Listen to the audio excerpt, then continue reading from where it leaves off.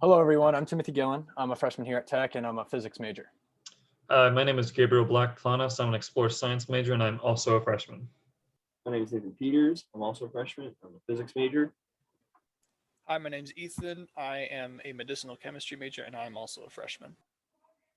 And I'm Matt Levy. I'm a math major, and I'm also a freshman. So first, we want to introduce you to the Orion Living Learning community, which we're representing. This LLC is a science-affiliated community in the class of the College of Science, and our goal is to aspire and communicate science to a multitude of backgrounds and different levels of studies of science. So today, what we're going to be presenting to you is how space safety communication design are key factors in making an aerospace corporation such as NASA work as efficiently and safely as possible. The main event that we're discussing is the Space Shuttle Challenger disaster. First, to give you some background information, the Challenger disaster was a fatal incident in the United States space program that occurred on January 28th in 1986. It broke apart 73 seconds into its flight, killing all 7 crew members on board. And the loss of these 7 astronauts sparked an investigation that would ultimately result in widespread policy changes in both safety and communication for both NASA and future private space companies. Carefully reading and analyzing multiple research articles, reports, websites, and informative videos, we investigated the cause of the disaster and the effect it had on the space exploration industry as a whole. From these sources, the cause of the Challenger disaster were O-ring failures and the lack of communication, and our research then focused on how the O-ring designs were, while other guidelines restricted launching when there are safety issues and improved team management communication. So now that you've been asked, you may have been asking, well, how does design, we know how to design plays a role in Challenger, but what does the disaster have to do with communication and safety? So we'll get right into that. So for the mechanical cause of the disaster, the main thing that went wrong was the O-ring failure. So on the day of the launch, the temperature outside was about 38 degrees Fahrenheit. This cold temperature made the rubber O-rings that kept the fuel in the fuel tank less efficient by hardening the rubber, which then led to them not being able to expand, causing a fuel leak and then an explosion of the spacecraft. Because they couldn't handle these cold temperatures, NASA then developed new, stricter guidelines for the O-ring designs. These guidelines included adding 3 rings instead of 2, and additional heat stabilizers for the O-rings so the temperature wouldn't drop below a certain temperature, as well as using more elastic materials. NASA looked into these elastic materials along with them to prevent buildup and electrical charge so that there wouldn't be an ignition in the fuel line causing an explosion. As a result of these changes, there has not been a recorded mission failure in which the O-rings were at fault since the Challenger disaster. So lack of communication is one of the most detrimental issues that can be involved in endeavors such as launching a spacecraft.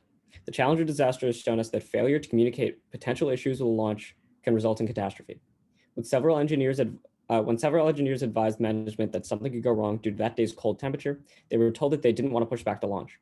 Neglecting to listen to advice in order to make a deadline resulted in the O-ring failure and ultimately the death of 7 astronauts. The underlying problem was NASA's inability to balance its desire to be a safe and reliable space program with the pressures created by its competition with the USSR. This arguably led to the jumps in safety, which led to the disaster. So we initially chose this topic because we wanted to discuss not only the central themes of communication and safety, but also to examine what can be learned from failure and disaster. To that end, the research process started with a broader focus on the primary topics of the investigation before being narrowed down to the more nuanced details, which illustrate that many factors eventually culminated into the disaster. The Rogers Commission, the presidential commission set up to investigate the disaster, was our primary source of information. Directories such as Engineering Village and the LibVT were used to obtain journal articles relating to the event. Despite this, limitations included a lot of sources being smaller and not usable since they didn't have the relevant information we were looking for specifically. However, we believe this pushed us to incorporate more viewpoints into our paper so that many could see what both sides, scientists and the public, were thinking about the Challenger disaster.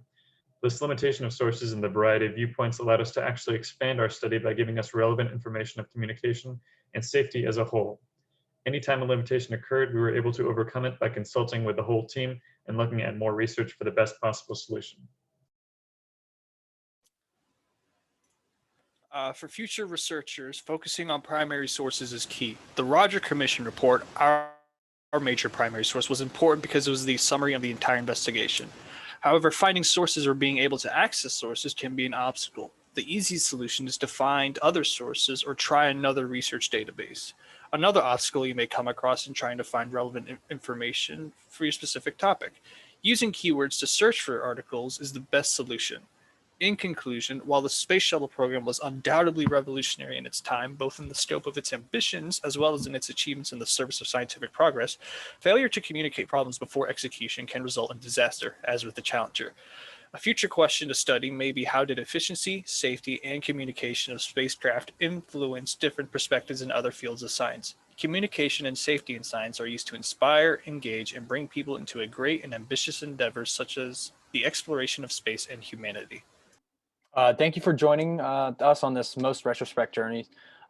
We hope you will walk away with a new insight of how critical communication, safety, and design of spacecraft and Challenger in the Challenger changed space travel and space exploration.